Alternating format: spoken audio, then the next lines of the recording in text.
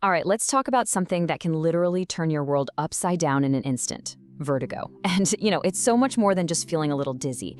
It's this powerful and frankly pretty unsettling illusion of movement. So over the next few minutes, we're going to peel back the layers and figure out what's really going on inside your body.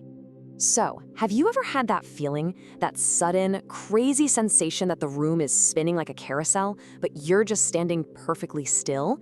If you've been there, you know exactly how disorienting it can be.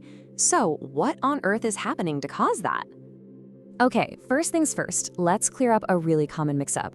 People use the words vertigo and dizziness like they're the same thing, but they're actually not. Dizziness is kind of this catch-all term for feeling unsteady or lightheaded. But vertigo? That's super specific. It's that distinct sensation of spinning. So here's the key takeaway. All vertigo is a type of dizziness, but not all dizziness is vertigo. So where does this spinning sensation actually come from? Well, the answer lies in a couple of very different places in the body. We're about to go inside the imbalance and uncover the two main types of vertigo. Think of it like this. There are two main paths. On one hand, you've got peripheral vertigo.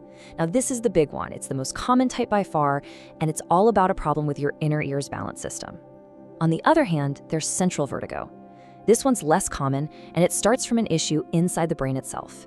So it's like a problem with the sensor, your inner ear, versus a problem with the main computer, your brain. So what actually triggers these problems? Well, the causes can be all over the map, from an inner ear infection, which is called labyrinthitis, to conditions like Meniere's disease or even some migraines. But the most common culprit, the one we see most often, is something called benign paroxysmal positional vertigo, or BPPV for short. Let's dig into what that actually means. Okay, let's zoom in on BPPV, because it's just so common. Deep inside your inner ear, you have these tiny little crystals. Normally, they just sit where they're supposed to. But if they get knocked loose, they can float into your semicircular canals. Now, these canals are filled with fluid, and they're what tell your brain how your head is moving. So when those loose crystals get in there, they mess up the fluid and send these false, chaotic signals to your brain, creating that sudden, intense spin every time you move your head. And here's an interesting fact. BPPV doesn't affect everyone equally. Research actually shows that it affects women about twice as often as it affects men. The exact reasons are still being looked into, but that's a pretty significant difference, right? Now, while that spinning sensation is definitely the main event, a vertigo episode, well, it rarely shows up alone. It usually brings a whole bunch of other not-so-fun symptoms along with it. Let's decode what else you might feel. Yeah, the spinning is just the start. You might feel a really serious loss of balance, making it tough to even stand up. Nausea and even vomiting are super common as your body just reacts to the confusion. A lot of people also get headaches, start sweating, and can even have ringing in their ears or temporary hearing loss. It's really a full-body response to your brain getting all these conflicting messages. Okay, we've talked about the what and the why of vertigo. So now for the most important question, right? What can you actually do about it? The good news is, once the cause is figured out, vertigo is very, very treatable. So let's look at how to find your footing again. For BPPV, one of the most effective treatments is a series of specific head movements called the Epley maneuver.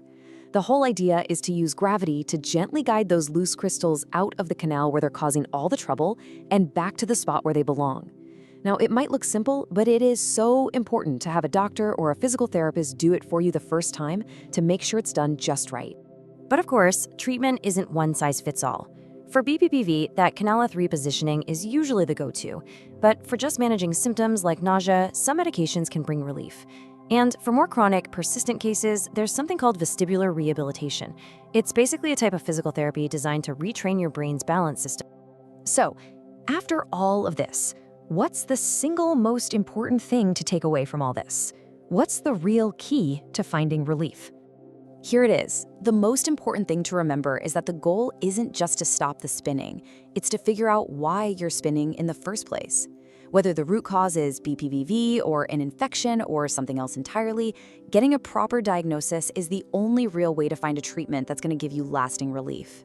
And that brings us to our final and maybe most critical step. As Healthline puts it, a doctor's consultation is recommended for diagnosis and a tailored treatment plan. Trying to figure this out on your own can be really tricky.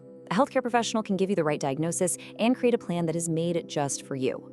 So we'll leave you with this one thought. Vertigo is not something you just have to put up with.